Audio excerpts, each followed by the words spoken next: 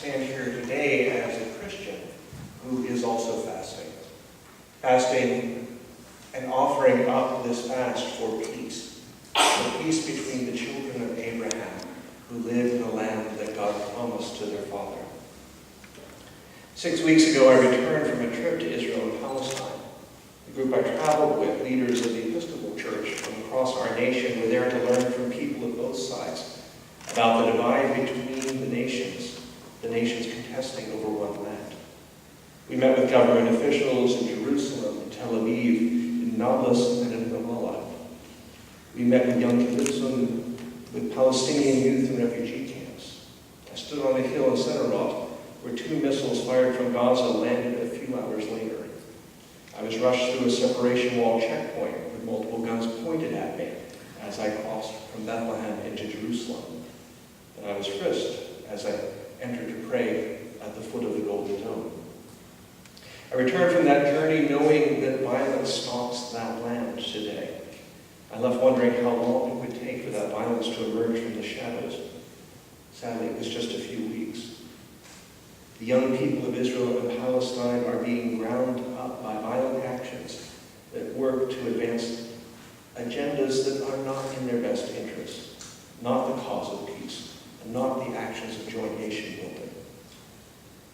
The most recent round of violence started with the murders of 3 Israeli teenagers and was followed by the revenge killing of Palestinian teenagers.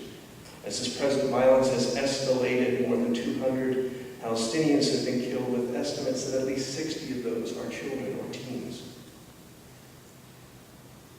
As a group traveled, we would meet each night for prayer and reflection.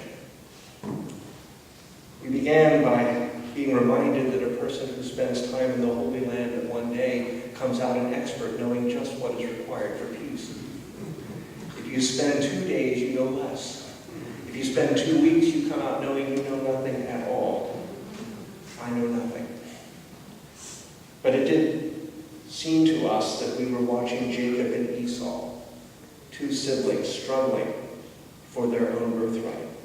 Children of the house of Abraham struggling to claim a land that both have a right to live on. And as in that biblical story, peace will only come when both siblings put down their weapons and greet one another as relatives of one family.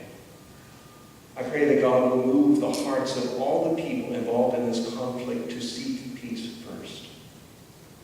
I know that may be unrealistic on my part, but I've learned from experience that with God, all things are possible. And so, having no other recourse but the recourse of prayer, will you join with me?